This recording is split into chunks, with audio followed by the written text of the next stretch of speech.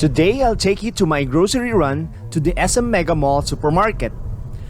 Metro Manila is still under ECQ. For us, going to the grocery and public market is the only destination we are permitted to go. From our place, EDSA is the quickest way to go to SM Megamall and turning right to Julia Vargas Street. Megamall has two supermarkets and I will be going to the one in Mega Building B. Megamall is closed during the ECQ and only the two supermarkets are open. The covered parking are closed as well. At the entrance, there's a short line coming in. Everyone is practicing social distancing of 1 meter. As soon as I came inside, I was led to these seats and this long line waits for me. Oh well, as the saying goes, patience is a virtue. Good thing SM Megamall provided seats to the people waiting in line. After 45 minutes, I am inside.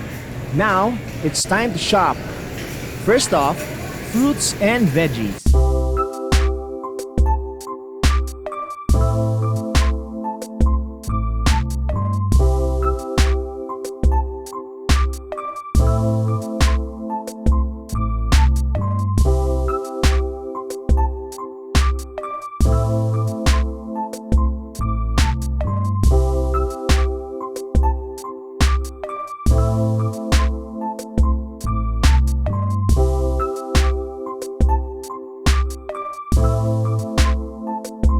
Now for some protein. The meats here looks fresh and there's no problem with regards to supply.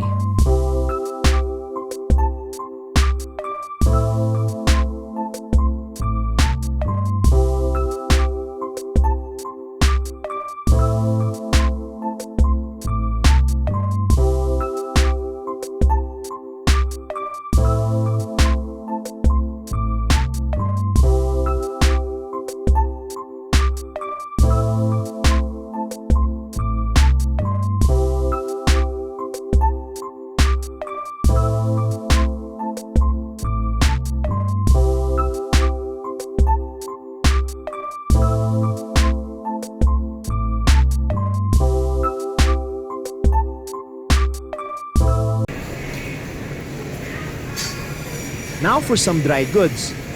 Some items are out of stock like bread, but canned goods are available.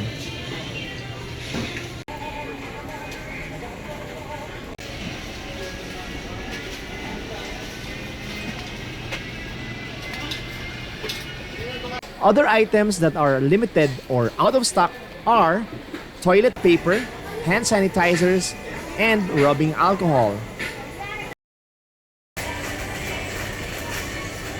My shopping is now done. Time to check out. All lines in the checkout counter are full. Good thing, everyone's practicing social distancing.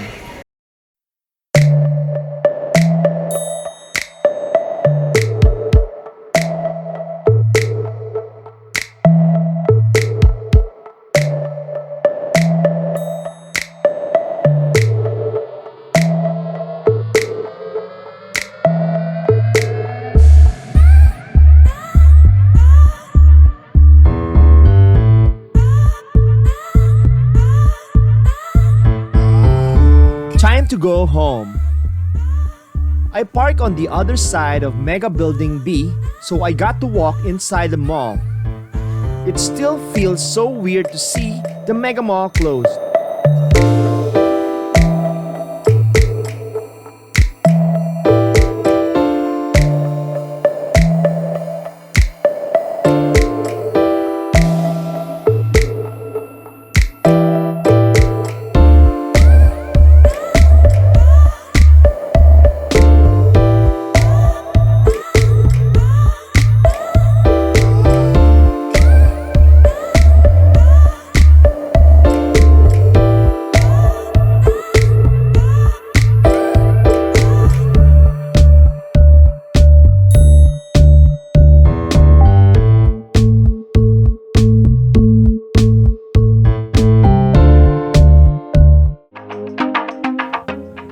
Where do you want me to go next?